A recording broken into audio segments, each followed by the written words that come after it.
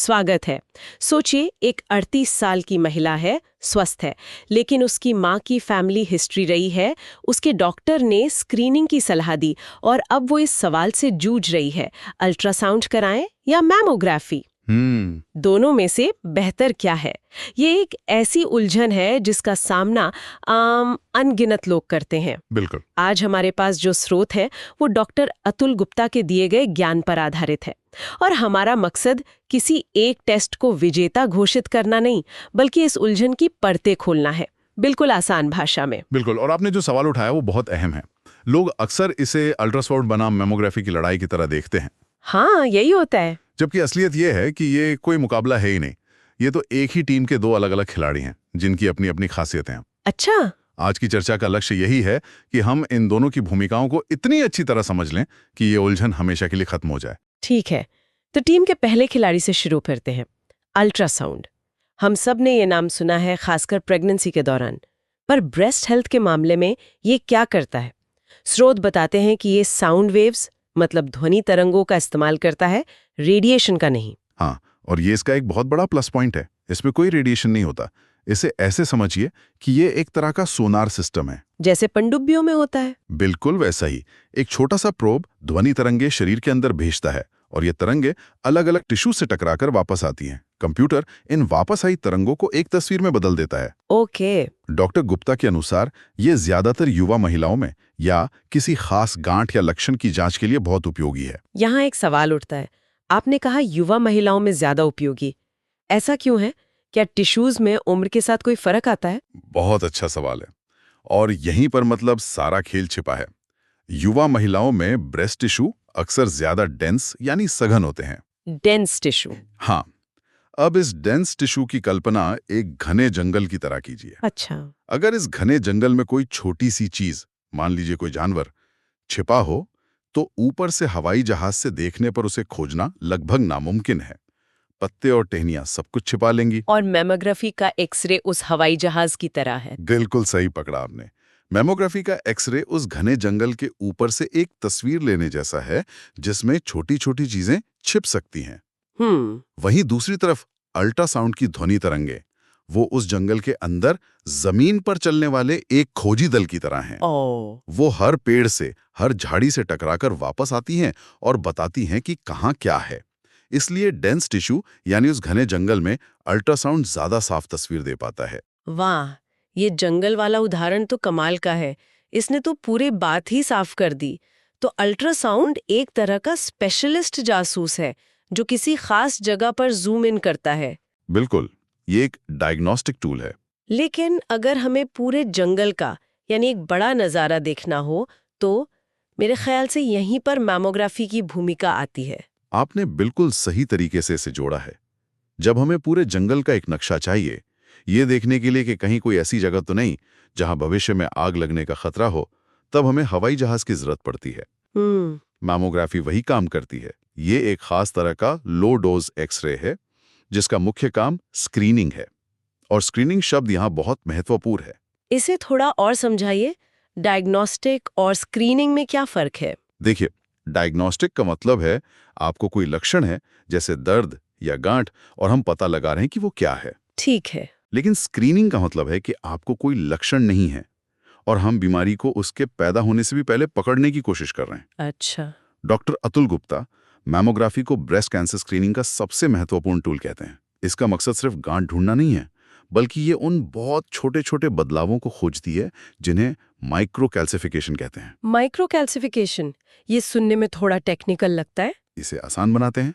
कल्पना कीजिए कि बर्फ पर किसी के चलने के बहुत हल्के निशान हैं। आपको वो व्यक्ति नहीं दिख रहा, लेकिन निशान बता रहे हैं कि कोई वहां से गुजरा था। माइक्रो कैल्सिफिकेशन कैल्शियम के बहुत छोटे छोटे कण होते हैं। ओके। ये अपने आप में कैंसर नहीं है, लेकिन कुछ खास पैटर्न में जब ये दिखते हैं तो ये उन शुरुआती निशानों की तरह होते हैं जो बताते हैं कि यहाँ कुछ असामान्य गतिविधि हो रही है, और इन निशानों को पकड़ने में मैमोग्राफी माहिर है। ये तो बहुत दिलचस्प है।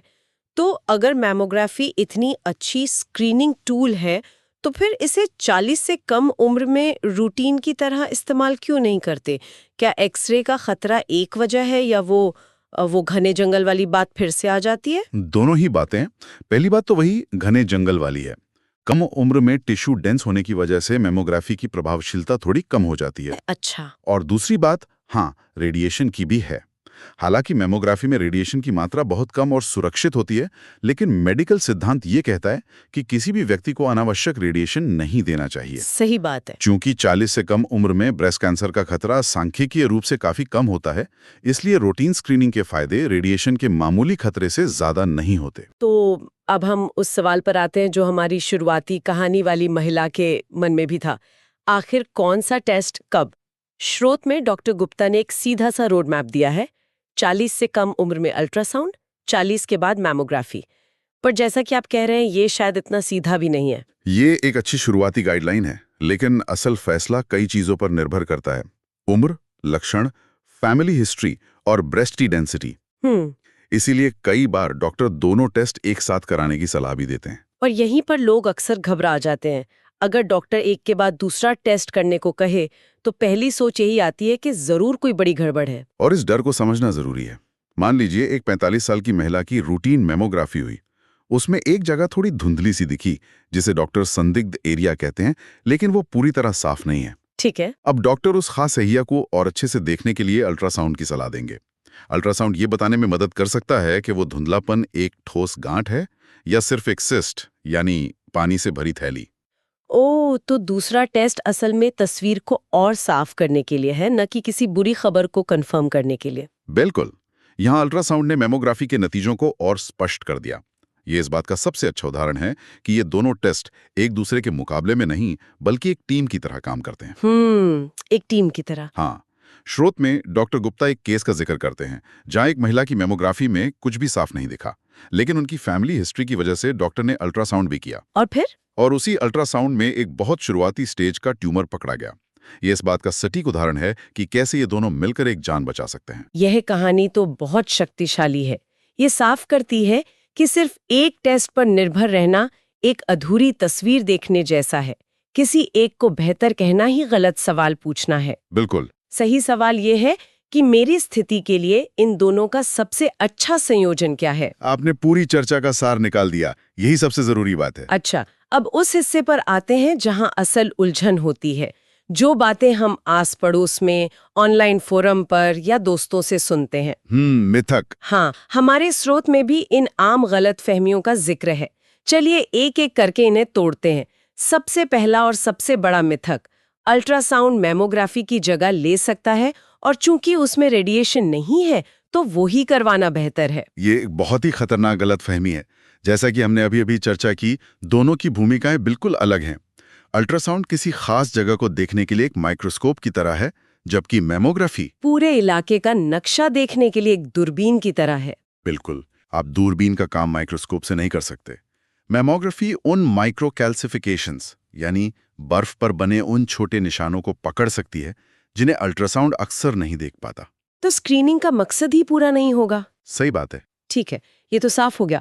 अब आते हैं दूसरे मिथक पर। कई लोगों को लगता है कि मैमोग्राफी का मतलब ही है कैंसर की जांच। तो वो कहते हैं मुझे तो कोई तकलीफ नहीं है, मैं क्यों कराऊं? ये भी एक बहुत बड़ी भूल है, और सच तो इसकी ठीक उल्टा है। मैमोग्राफी का सबसे बड़ा फायदा ही तब है जब कोई लक्षण या शक न हो। मतलब ये एक रूटीन हेल्थ चेकअप की तरह है। हाँ, जैसे हम अपनी गाड़ी की सर्विसिंग कराते हैं ताकि वो बीच रास्ते में खराब ना हो जाए, ना कि खराब होने के बाद।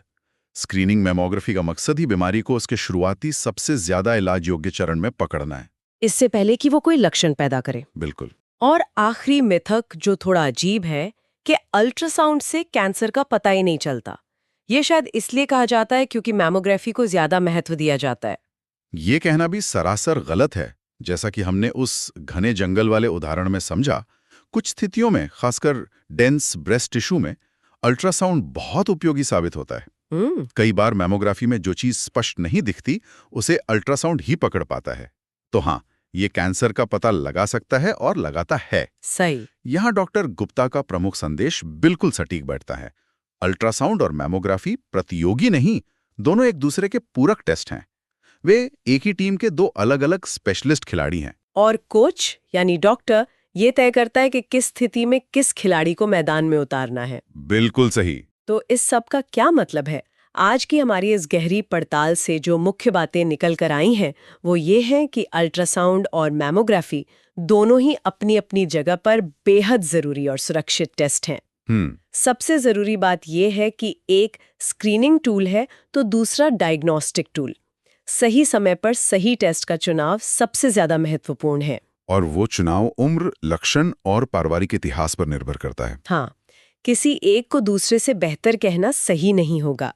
हमारा मकसद इस उलझन को दूर करना था ताकि स्वास्थ्य से जुड़े फैसले बिना किसी डर या भ्रम के लिए जा सकें। बिल्कुल, हमने ये साफ कर दिया है कि टेक्नोलॉजी कैसे काम करती है और उसका सही इस्तेमाल क्या है।